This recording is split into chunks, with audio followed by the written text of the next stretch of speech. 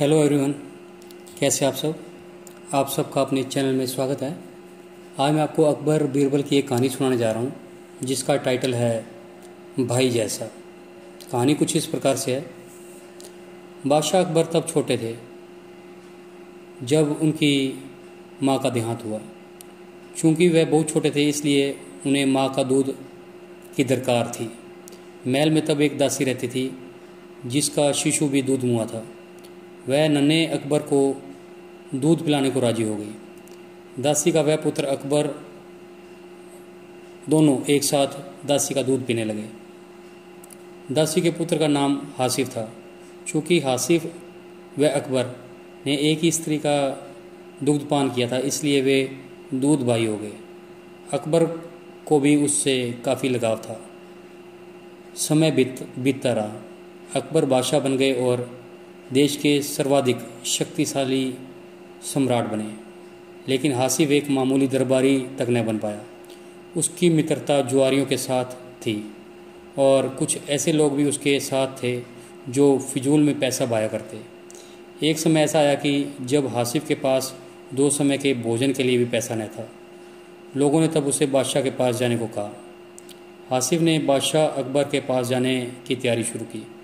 हासिफ के दरबार में पहुंचते ही बादशाह ने उसे ऐसे गले लगाया जैसे उसका सगा भाई हो। लंबे अरसे के बाद हासिफ को देख बादशाह बेहद खुश हुए। उन्होंने उसकी हर संभव सहायता की। हासिफ को अकबर ने दरबार में नौकरी दे दी। रहने के लिए बड़ा मकान, नौकर चाकर, घोड़ा गाड़ी भी दी। निजी खर्च के लिए एक मोटी रकम हर महीने उसको मिल जाती। अब हासिफ की ज़िंदगी अमन चैन से गुजर रही थी। उसे किसी चीज़ की कमी नहीं थी। यदि तुम्हारी कोई और ज़रूरतें हों तो बेहिचक कह डालो, सब पूरी की जाएंगी, बादशाह ने हासिफ से कहा। तब हासिफ ने जवाब दिया, आपने अब तक जितना दिया वह सब काफ़ी है शाही जीवन बिताने को। बादशाह सलामत। आपने मुझे इज्जत बख्शी, सर उठाकर चलने की हैसियत दी। मुझसे ज़्यादा खुश और कौन होगा। मेरे लिए यह फ़ख्र की बात है कि देश का सम्राट मुझे अपना भाई मानता है। और क्या चाहिए।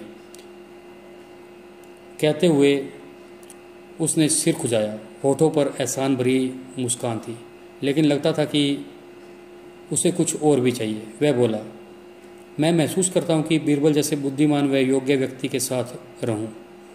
मेरी ख्वाहिश है कि जैसे बीरबल आपका सलाहकार है वैसे ही मुझे भी कोई सलाह देने वाला हो। बादशाह अकबर ने हासिफ की यह इच्छा भी पूरी करने का फैसला किया। उन्होंने बीरबल को बुलाकर कहा, हासिफ मेरे भाई जैसा है। मैंने उसे जीवन में सभी ऐशो आराम उपलब्ध करवाए हैं, लेकिन अब वह तुम्हारे जैसा योग्य सलाहकार चाहता है। तुम अपने जैसा, बल्कि यह समझो कि अपने भाई जैसा कोई व्यक्ति लेकर आओ जो हासिफ का मन बहला सके। वह बातूनी ना हो, पर जो भी बोले नपातुला बोले। उसकी बात का कोई मतलब होना चाहिए। समझ गए ना कि मैं क्या चाहता हूँ। पहले तो बीरबल समझ ही न पाया कि बादशाह ऐसा क्यों चाहते हैं। उसे हासिफ में ऐसी कोई खूबी दिखाई न दी,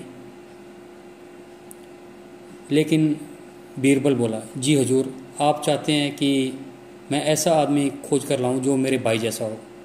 ठीक समझे, बादशाह ने कहा। अब बीरबल सोचने लगा कि ऐसा कौन हो सकता है जो उसके भाई जैसा हो।